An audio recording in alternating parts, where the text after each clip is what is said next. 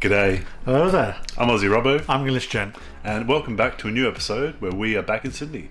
Yeah, so we're having our first full day in Sydney. We've had a couple of attempts which have failed, but we're going to try our first avocado and toast of, I'm guessing, many, and then try to get to grips with the Sydney's various transport services. Finally get to see Sydney's Opera House and maybe try and get a couple of drinks in by the waterside. And then come along this evening as we're off across the water to Taronga Zoo for a drag race gala with the Rupauls drag race Down Under team. I'm falling even faster now, beneath the North Star. All things that glow in the dark. So our day started off as it normally does at Bondi Junction train station, and then we got a 10-minute train into the centre of Sydney. I was once the companion and friend of the great Queen Victoria. Because of the many good deeds I have done for deaf and blind children, I have been given the power of speech. If you cast a coin into the wishing well now, I will say, thank you. Thank you. Row, row. So in case you didn't hear anything, that was basically Queen Victoria's dog that did lots of good deeds for children and gave the power of voice. And if you put a coin into the wishing well, it'll say thank you. And I never expected to get that from a random Victorian fountain in the centre of Sydney. So we've basically come out of the station at Town Hall and we're just scouting around just to get some breakfast. We haven't had any of the classic kind of what is now I would consider Australian breakfast, which is the smashed avocado, and we've just gone down to a comic shop to see what its opening hours are, to have a look around, and found this lovely place next to us. So it's called Livello Espresso and Kitchen, and yeah, it came to about $20 for me to have a large flat white and smashed avocado for breakfast. So hopefully, fingers crossed, it'll be a good one to start off the trip. And because I don't drink coffee, I'm having a smashed avocado and a banana smoothie. Smashed avocado and banana smoothie. Interesting combination. So Sydney is very well known for its love of coffee. In fact, Australia in general, I believe, but they are big on coffee. So a flat white with no sugar. Let's go and see what this one's like. Yeah, it's nice. It's like a nice smooth. I like my coffee sweet generally. I use sugar or a syrup in there. But even that is nice without the sugar and the sweetener. Just like you've been making home. Yes, I've been taught how to use a proper coffee machine. That's been quite nice every morning. But it's nice to get out and try the real coffee in the sort of cafes and stuff because there's so much variety.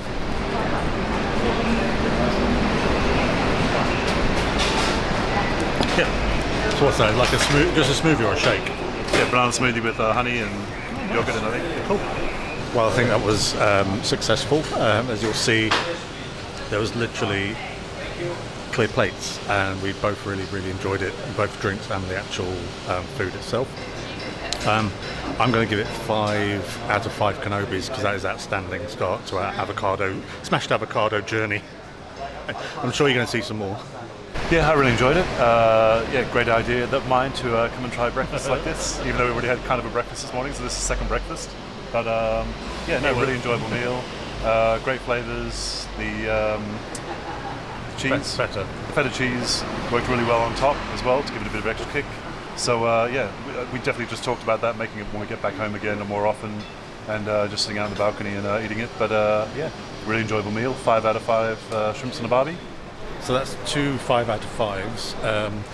I think we're going to have to come up with a new sort of category or a new sort of award for anything that gets 2 5 out of 5s. I'm going to call it, what are the kids saying right now? No crumbs left. It's the No Crumbs Left award for us. Yeah, outstanding. And also, I don't really usually go for fruit, but I tried Rob's banana smoothie, and it's the best thing I've ever drank as a non-milkshake. As a non-milkshake, I've had smoothies before and I've never liked them. That was outstanding. So like everything that we've experienced up to now, so the trains, buses, and also the light rail. So the light rail is basically like their tram service, and like everything else, you just tap your card on it. So we've got a World Service post office card, and you just literally tap on here, tap on, Then when the light rail arrives, you can tap off when you get off at the other end. Really easy. And it looks like it's quite regular. So we're heading for Circular Quay because that's kind of like very central to where the harbour is. So we want to go and see, obviously, the Harbour Bridge and Sydney Opera House. We want to have a proper look round. And yeah, so there's one coming in 5 minutes and 8 minutes. L2 and L3.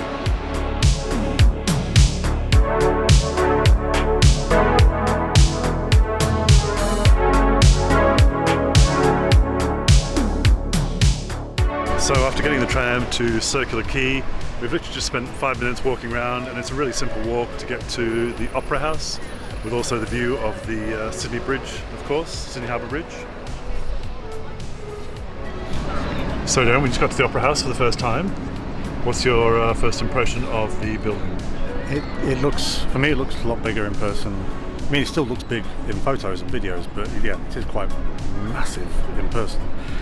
Also more steps than I thought there'd be to go up to it, which is, I understand now why so many things like live music happens on the steps in the evenings. Because there's a big space down below as well. Yeah, it'd be interesting to see this at night, so we definitely will be coming back at some point during the 2 weeks to see it all lit up, because I imagine it's going to be quite spectacular. But we're going to have a look and see what kind of are the best spots for taking photos and video of it, and we're going to share those over the coming weeks. And also today, as of yesterday as well, you can see up on the bridge there are people doing those tours, so we've seen them both days. Yeah, so we're going to have a look around the Opera House itself, because there's quite a large bit of square space to explore, and then probably get a drink and then head over to the Botanical Gardens, which is right next door conveniently, which looks beautiful.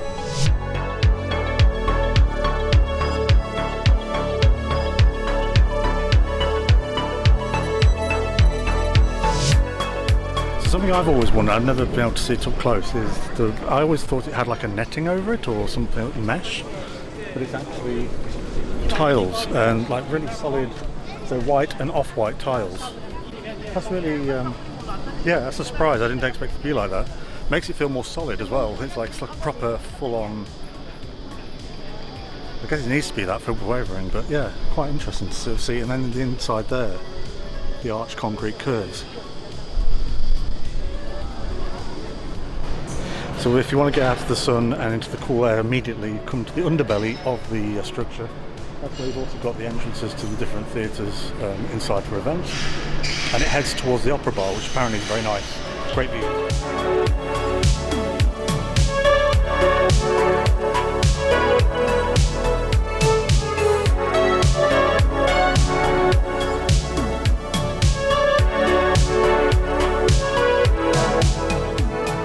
But there's a lower section to the Opera House that you can explore. First of which, if you go down the main stairs, on the left-hand side you've got the gift shop. And this is a really pretty gift shop. It's a bit different from what we've seen throughout the rest of the city and what you expect from certain gift shops that you find in city centres which are full of tat. It's quite contemporary, some really nice designs, both traditional and modern, different takes on souvenirs. We didn't actually buy anything, but I would definitely go back and maybe sort of peruse again with a bit more money in my pocket and maybe bring something home. So as you leave the souvenir store, you then walk past a canteen which has some fairly affordable food. You also go past the main toilets, which also service the bar as well. And then once you get past these, that's when you get to the Opera Bar. More importantly, outdoor air conditioning. But it's a really hot day, a really, really hot day, and we need a drink, and there's no better place than to head down by the side of the water at the Opera Bar. So we had some cheeky non-alcoholic cocktails for around $10 each, which I thought wasn't too bad. Really refreshing. So we just went to the Opera Bar, which is located right underneath the Sydney Opera House, obviously. And great location, right by the river, so you can see the bridge, you can see the Opera House close by. There are canopies where you can kind of sit underneath, and also the canopies are really good because they start spraying out like a mist, like a moisture to kind of cool you down when it is really hot, and it's going to be scorching hot today. I actually thought it was the maximum temperature today already, but it was only 27 degrees so far, and it's going to get to 31, but it is really, really hot when you stand in the sun. Tomorrow's going to be even worse. It's going to get to 37 degrees, which is going to be terrible. So we've tried to come out early-ish today. We'll get out even earlier tomorrow because that sun's just going to be terrible, and you're just going to scorch. It's going to be terrible, Muriel.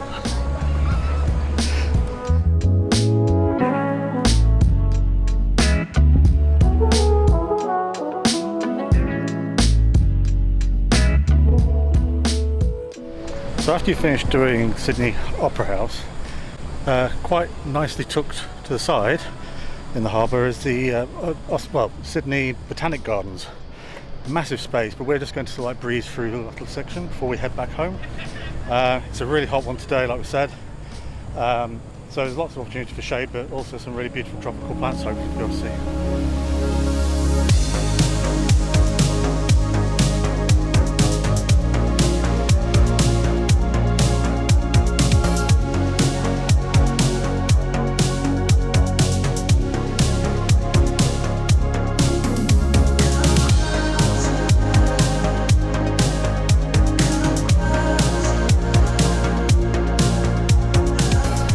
So Darren, Yeah. we just left the drag queen Taronga Zoo. Go on. Taronga Zoo, Yeah. not Tarongaroo. Yeah, what an absolutely fabulous night. It was. So we watch RuPaul's Drag Race, most iterations, which are English language, and some of the foreign ones. And Down Under gets a lot of hard rap for it not being very well produced, etc. But yeah, and they kind of took it. Everyone who's from Drag Race who was on stage tonight is fully aware of that, and they play into it. But yeah, what a fabulous night! What an absolutely fabulous setting. A great group of people to be sat amongst. So to start with, the ride across the river. Yeah, the ride across the river was just typical, like everything else we're doing here. We're just tapping in, tapping out. Not as often as we hoped, so we had to wait quite a while, but like 25 minutes, something like that. But it's very scenic, that's the point. Beautifully scenic. Especially if you sit on the back, it's actually quite nice. You get a little bit of the air through your hair, not too much of the sun for that time of day. We were kind of hoping, we knew we wouldn't be able to get a ferry back, so they are very good at letting you know that there are sort of coaches that bring you back from the zoo for these late night events, because they do a whole season of them every year, and then proceeds go to the actual zoo itself. So the bus from the ferry terminal to the zoo took like 2 minutes. Yeah, literally, everyone hops on, and we're all up to the zoo and to the front entrance of the zoo, and there's staff in there to guide you, and even some surprises of lizards and wildlife while you're at it. So that was quite nice. What about yourself? And so then we found a bit on the we found a bit on the grass. Found a bit on the grass, put our rugs down, went and got some food. How was your food? Food was awesome. It was nachos, but I went for the vegetarian nachos, and it was actually really tasty. I mean, that and 2 Cokes came to about $32. So you're talking, well, you think about it, that's, say half of that plus a little, let's say $5 on top. I had a burrito and a Coke, and mine was $24. Yeah. What was the taste valuation? Really nice. It was actually very tasty, just what I wanted. And there was lots of opportunities and lots of choice for drinks and eating. I thought I was quite pleasantly surprised. Like, it was food trucks. I would give it a solid 3 Kenobis out of 5 for the nachos. Let's face it, the chance of you having to try it, but the actual facilities and the way it's served, the staff were really nice as well. Yeah. Really. My burrito was quite tasteless. It was fine, it was passable, but there was not much taste to it, so I'd give it 2.5 shrimps on a barbie. You went to a different truck, didn't you? I went to the other truck. There was 2 trucks. We went to the opposite trucks, and then and then the event started. And how did that go? Yeah, so the MC for the evening, same as last year, I believe, is Karen from Finance, which is still one of my hands-down favourite drag names. We weren't the biggest fans of her when she was on her show, but actually she did an amazing job doing the She did a very good job, yeah. She was an awesome compere for the evening. The DJs were great as well. And essentially they all got introduced, brought out, and they were all on stage at all times, and they took it in turns to do their, they do like a song per part, so there was a first part and a second part, and then a DJ in between and at the start. And yeah, it was an intimate kind of vibe as well. It was quite beautifully Yeah, intimate. it didn't feel overcrowded. No. So it didn't feel oversold. The surroundings were very aesthetically pleasing. It was quite a romantic little Yeah, it night was. out. But Sitting on the grass, watching the we got stage. to see some like A-class drag performance. It wasn't cheap, but it was. I think it was worth it. It was enjoyable. How much did we pay altogether? I believe it was about just over we $100. paid $75 for the ticket, and then we paid another $15 or so for the seat. The rental. We rented some kind of fold-out seats. Which actually was very Yeah, comfy. it was very comfy. And then you had to pay $10 extra for something like a service charge or something. Yeah, because essentially this is all for the zoo. This is all for, and also we didn't have. So anybody who comes to the Mardi Gras season in Sydney, it's not just like a weekend thing. It's like a 2-week or more thing. And it was supposed to start last weekend when we arrived with Fair Day, and it was cancelled because they had asbestos in the mulch. So there's this huge hoo-ha. So I was like, I've been waiting for it to get going, for Mardi Gras to start being celebrated, and tonight for me was that celebration, and it was just perfect. We got to see some of our favourite drag artists and some that we maybe didn't like, but actually we now really loved because they were awesome on stage. Yeah. I I can't actually remember her name, but the one that was doing the flips in the middle before the big break. Yeah. She was amazing on stage. Yeah. But yeah, And actually, Spanky singing that song was quite funny. Yeah. I didn't have, I'm glad she won her season, but she wasn't. Yeah, but she was quite entertaining. Oh, she's common as muck. She's common as muck, but in a good way. Like, yeah, she's like proper old school, like drag, dirty jokes, F words, C words, everything you can think of. But overall, the event was very enjoyable. So if you get a chance to go next year, if they do it again next year, definitely think about doing it. Even if you don't do the drag one, there's a whole season of artists that play there. It's like Bjorn again will be here this year, who are also very good. So if you get a chance to see them live, they're really, really good.